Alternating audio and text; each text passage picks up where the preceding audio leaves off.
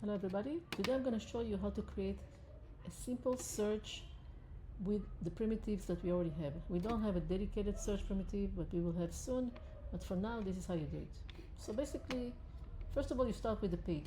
You need a page and you can call it search results. I created already. See, search results, and in this page you need a parameter. So let's call it search term. Alright, now we have the parameter here. Now in this search results you're going to put a repeater, right? Now this repeater, I already have it configured the way I want it, but you can make it any way you want, and you choose the data where you want it to come from. In this case it's items. So this is my repeater, and now I need to filter it by this parameter. So how do I do it? I choose any of the where I want to filter by. So in this case I created a template with the title and the description of the item. Okay, and now I say I want it to contain, I want to show only items that contain this parameter I just created, page parameter, search term. Okay, and it's going to filter by it.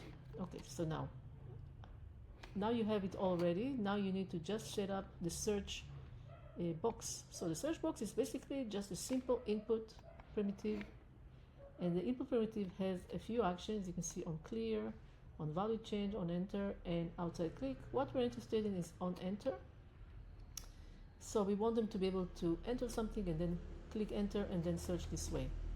So I'm going to choose on enter, and then I'm going to say on enter I want it to go to screen. I'm going to choose my search results, and I'm going to put, you see we have page parameters here. I'm going to say which is the page parameter. This is the page parameter we're working with. What do we want to search? What do we want to include? And then you take this one, this is from the input box, you drag it here, and then you click save. That's it.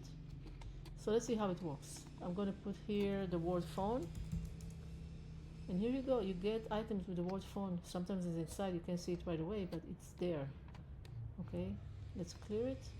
Let's look for the word, let's say bug, and you can see we have a few of them.